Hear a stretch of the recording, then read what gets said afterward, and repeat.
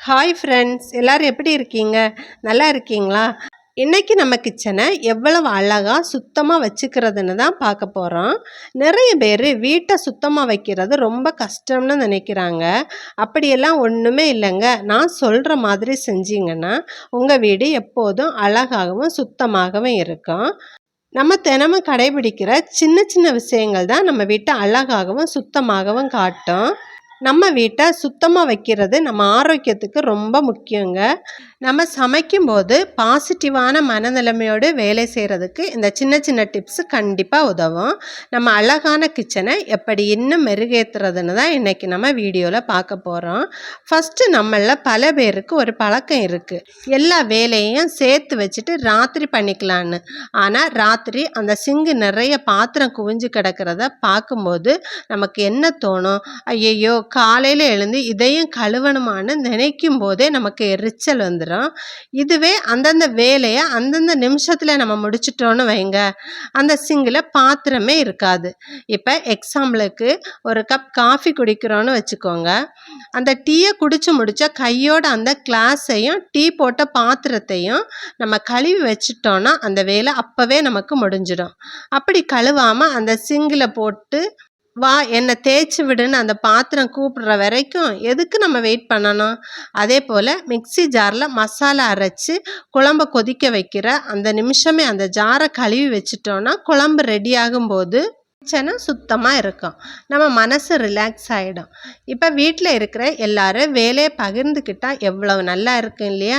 அவங்க சாப்பிட்ட தட்டை அவங்க கழுவி வச்சா பாதி வேலையும் குறைஞ்சிடும். ஆனால் எல்லா வீட்லேயும் அது சரிப்பட்டு வராதுன்னு எனக்கு தெரியும். அதனால் இல்லத்தரசிகளாகிய நாம் ஒரு முடிவெடுப்போம். என்னோட கிச்சனில் ஒவ்வொரு பாத்திரத்தையும் சுத்தமாக வச்சுப்பேன்னு ஒரு சின்ன பொறுப்பை நாமளே எடுத்து வைப்போம், சரியா? ஆனால் இந்த இடத்துல ஒரு குட்டி ட்விஸ்ட் இருக்குங்க. நான் என்னோட சின்ன பொண்ணுக்கிட்ட நீ சாப்பிட்ட தட்டை கொண்டு போய் சிங்கில் வச்சுட்டு வான்னு சொன்னால் அவள் சில நேரம் ஒழுங்காக வச்சுடுவா. ஆனால் சில நேரம் என்ன பண்ணுவான்னா, நான் பாத்திரம் கழுவுறேன்னு சொல்லி அங்கே இருக்கிற பாத்திரம் கழுவுற சோப்பு எல்லாத்தையும் காலி பண்ணிடுவா. தண்ணியை ஊற்றி சிங்கை குளம் மாதிரி ஆக்கிடுவா. அந்த ஒரு வேலையை முடிக்க அவள் செய்கிற அந்த சேட்டையால் எனக்கு 2 வேலை வந்துடும். இருந்தாலும் மனசுக்குள்ளே ஒரு சின்ன சந்தோஷம், நமக்காக நம்ம பொண்ணு ஹெல்ப் பண்ணுறாளேன்னு. உங்கள் வீட்டில் இருக்கிற குட்டீஸ் இப்படி ஏதாவது ஹெல்ப் பண்ணுறேன்னு சொல்லி வேலையை இன்னும் கொஞ்சம் அதிகமாக்கி விடுவாங்களா? அந்த மாதிரி சேட்டைகள் இருந்தால் கமெண்டில் சொல்லுங்கள், நம்ம எல்லோரும் சேர்ந்து சிரிக்கலாம். இப்போ பாத்திரத்தை எல்லாம் தேய்ச்சி முடித்ததும் கடைசி அந்த சிங்கை தேய்ச்சி கழுவுறதுக்கு எவ்வளவு நேரம் ஆக போகுது? ஒரு 2 நிமிஷம். அந்த 2 நிமிஷத்தில் நாம் என்ன கோட்டையாக கட்ட போகிறோம்? அந்த சிங்கில் பேக்கிங் சோடா தூவி ஒரு ஸ்க்ரப்பர் வச்சு லைட்டாக தேய்ச்சி தண்ணி ஊற்றி கழுவுன அப்புறம் அந்த பளபளப்பு பார்க்கும்போது உங்கள் மனசுக்குள்ளே ஒரு திருப்தி வரும் பாருங்க, அதுக்கு ஈடு இணையே இல்லைங்க. காலையில் தூங்கி முழிச்சதும் கிச்சனுக்குள்ளே வந்து பார்க்கும்போது சிங்கு பளிச்சுன்னு சுத்தமாக வாசனையாக இருந்தால் அன்னைக்கு நாள் முழுக்கவே ஒரு தனி உற்சாகம் இருக்குல்ல? அந்த உற்சாகம்தான் ஒரு இல்லத்தரசியோட உண்மையான வெற்றிங்க. இது ரொம்ப சின்ன விஷயந்தான், ஆனால் வாழ்க்கை எவ்வளவு அழகாக்கும்னு நீங்களே செஞ்சு பாருங்கள், சரியா? அடுத்ததா அடுப்பு. இதுதான் நம்ம சமையலோட ஹீரோ. ஆனால் இந்த ஹீரோ பண்ணுற அலப்பறை இருக்கே, அதை தாங்க முடியலைங்க.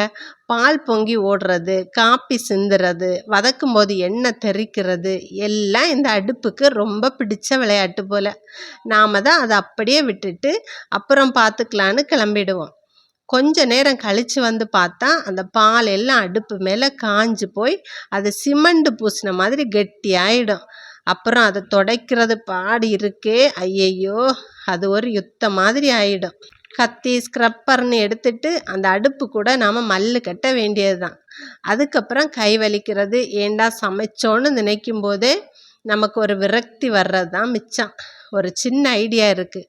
சமைச்சு முடித்த உடனே அடுப்பை கொஞ்சம் சூடாக இருக்கும்போதே ஒரு ஈர துணியால் தொடச்சிடுங்க, அவ்வளவுதான். அந்த அழுக்கு காயறதுக்கு முன்னாடியே நாம் அந்த விரட்டி அடைச்சிட்டோன்னா அது நம்மளை பயமுறுத்தாது. நான் என்ன பண்ணுவேன் தெரியுமா? டீ போடும்போது சில நேரம் அது பொங்கி சிந்திடும். டீ போடும்போது சில நேரம் அது பொங்கி சிந்திடும் இல்லையா? அப்போது அதை சிம்மில் போட்டுட்டு ஒரு ஈர துணியை வச்சு அந்த டீ காயறதுக்கு முன்னாடியே லைட்டாக ஒரு தடவை தொடச்சி எடுத்துருவேன், அவ்வளவுதான். அந்த சூடில் துடைக்கும்போது எண்ணெய் பிசுபிசுப்பு கூட சீக்கிரமாக வந்துடும். அந்த நேரத்தில் பண்ணுற அந்த 2 செகண்ட் வேலை அப்புறம் நாம் செய்ய போகிற அந்த யுத்தத்தை தவிர்த்திடும். அதுபோல் ராத்திரி பாத்திரம் எல்லாம் கழுவி முடித்ததும் கையோட அந்த அடுப்பையும் 1 நிமிஷம் தொடச்சிருங்க.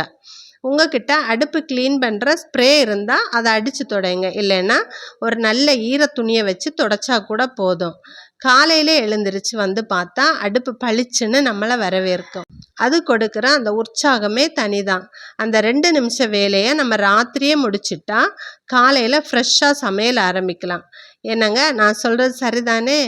அடுத்தது இந்த கவுண்டர் டாப்பு கிச்சனோட ஒர்க் டேபிள். ஆனால் நம்ம வீட்டில் இதை பார்த்தா இது சமையல் மேடையா இல்லை ஏதோ ஒரு ஸ்டோர் மாதிரியான்னு தோணும். இது நாளைக்கு தேவைப்படும், இந்த பொருள் இதிலேயே இருக்கட்டும்னு நாம் மேலே அடுக்கி வைக்கிற ஒவ்வொரு பொருளும் நாம் சமைக்கும்போது நமக்கு எதிரியாக மாறிடும்.